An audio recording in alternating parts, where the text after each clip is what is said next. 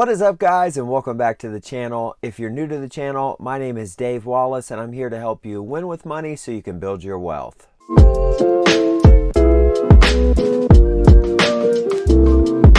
Inflation, economic instability, and a lack of savings have an increasing number of Americans feeling financially stressed. According to a recent survey by CNBC, 70% of Americans feel financially stressed. In this video, I present the factors creating financial stress for Americans, as well as the steps that you can take today to de-stress your financial life. A certain amount of anxiety and uncertainty are normal when it comes to financial life, given just the normal complexities that come along with managing finances. Anxious and uncertain about what's going to happen in the economy.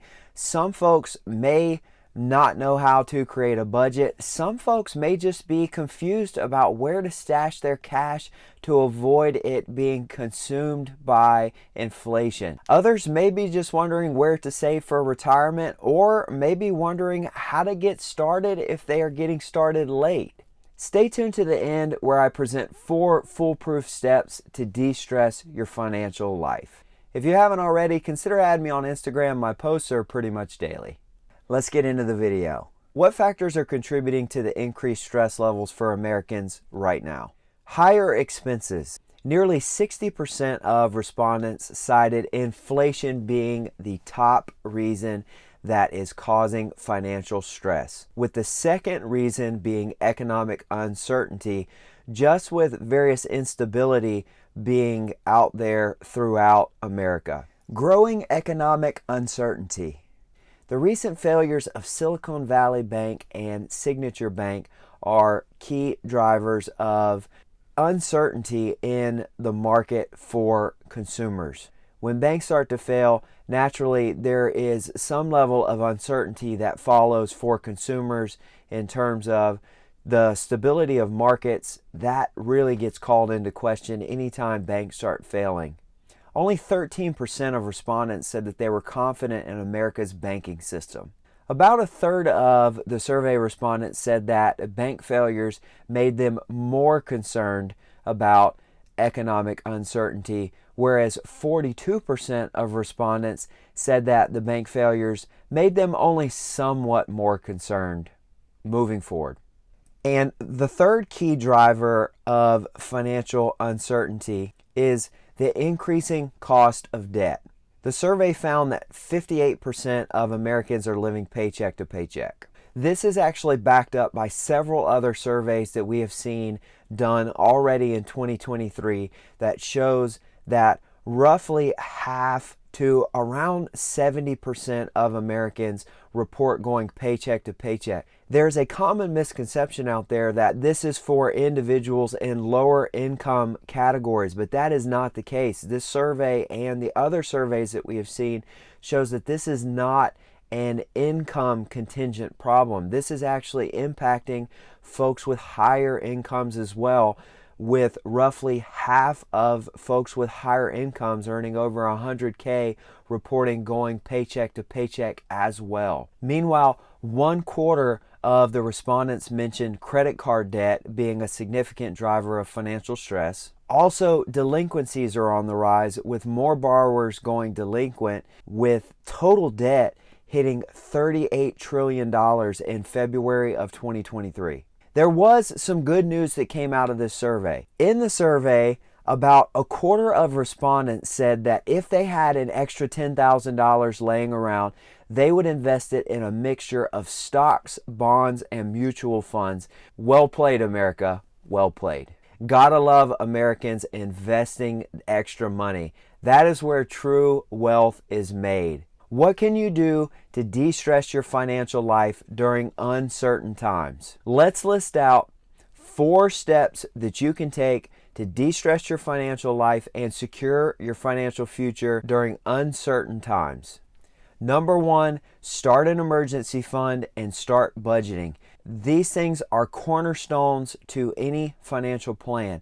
The budget is going to make sure that you are maximizing not only your earnings, but also that you are maximizing your expenses and getting the most out of every dollar that is coming through your household. While the emergency fund is going to give you peace of mind with inflation continuing to run rampant, with the cost of goods continuing to go up, with economic uncertainty continuing to be out there, with the Fed fighting inflation, raising interest rates, the emergency fund is going to give you peace of mind, which will go a long way to de-stress your financial life until we get back into more of a bull market where things are moving up on a more steady basis and a little less chaotic. The emergency fund can give you peace of mind that will go a long way to settle your financial life down. Next up, max out your retirement contributions to capture your full employer match if it is available to you. You might be wondering, why do I say that before paying off debt? Every dollar invested at the age of 20 turns into, on average, $88 by retirement age of 60. Therefore, the return for a free employer match is well over 100%. No interest rate on debt can come close to matching a more than 100% rate of return on an employer match. So you want to capture that as quickly as possible, because that free money will do more to help you build wealth than any high interest rate debt can do to destroy your ability to build wealth. So that's why we have that in the second spot. So capture that employer match. That will go a long way to build wealth over time.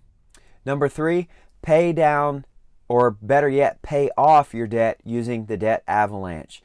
Debt is a huge driver of stress.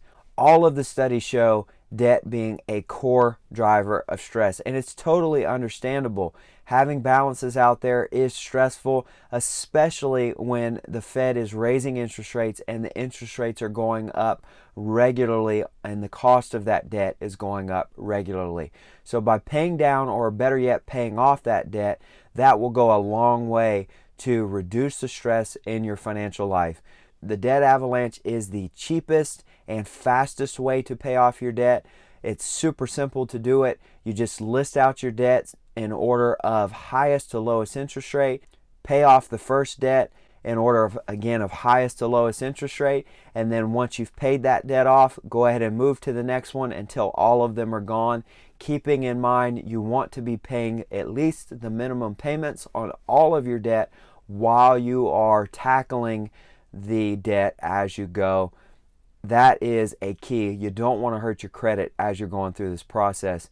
So make sure you're paying those minimum payments if you can. And then number 4, go ahead and invest over 20% of your annual income to build wealth. No amount of emergency funds or savings are going to build wealth at a rate that is going to offset inflation and rising prices in a bear market. The only way to do that is to invest your way to building wealth. One of the common misconceptions that I see as a financial coach is folks that just want to save, save, save. The challenge with that is that savings should be there to cover emergencies and sinking funds. So meaning things that are truly emergencies, medical emergencies, household emergencies, family emergencies, and then planned vacations, planned insurance premiums, planned healthcare premiums, things like that. Keep in mind, if they're in a savings account, the money is being eaten up due to inflation, because the average annual interest rate right now on a high yield savings account is 4%. If they're in a regular savings account, they are likely significantly lower than that, whereas the average rate of inflation is still hovering around 7 to 8%. So that money is losing its value very quickly to inflation. So again, the money has to be invested. There's no reason to have more than is prudent set aside in an emergency fund. It is just as wasteful to have too much money in an emergency fund as it is silly to not have an emergency fund at all. So make sure that you have a good balance there. Typically, I advise clients to have 3 months if they have a steady career, meaning that they've been in the same type of a job for roughly 2 years. For self-employed folks or folks who have a less stable career, I would go more like a 6-month type of an emergency fund. But when you get beyond that, you're really getting into a point to where you're probably saving more than it is worth. Make sure that you're investing that money. Again, every dollar turns into $88 on average when invested in the stock market. So that is the true way to build wealth. And by building wealth, the offset in income increases due to compounding interest is the best way to hedge against all of the economic uncertainty that is out there in the market today. The increases in inflation, the increases in interest rates. The best way to offset that is by earning the most amount of interest and income on your money, and the best way to do that is through investing it. And you may be saying, well, Dave, the stock market is unstable. Over history, the stock market, the S&P 500 has returned over 2,000%. If your time horizon is more than 10 years, then I would be less concerned about the returns in the stock market and look at down markets as an opportunity to buy at a discount. If you went to your favorite store and a significant purchase was on sale of 10, 20%, most people would be quick to jump on that sale. Look at the stock market the same way. If it's on sale 20%, be about buying. Time in the market beats timing the market. Dollar cost average your way, get in, buy. Be more consistent about controlling what you can control, which is making the contributions. Index funds are typically well balanced and usually have great returns, usually around 8% over time. So again, if you've got a long enough time horizon, then be more focused on the contributions and less focused on buying low and selling high, and you're going to be just fine to build wealth even through a down market. When it comes to your financial future, it's about controlling what you can control. The uncontrollables in financial life are not going to make or break you. Sure, they may make things more stressful. I completely get that, but I want to make sure that we are sending a message of hope and control here, because your financial future is in your hands 100%. The government, the stock market, the things that you do not control are not going to determine whether you build wealth. What do you give the odds of a major recession happening in the next 12 to 24 months? And if it does, how severe do you think that the recession will be? Drop it in the comments below. If you found value in today's video, make sure to smash that like button, hit the subscribe for all the tips, tricks, and motivation to win in financial life. Until next time.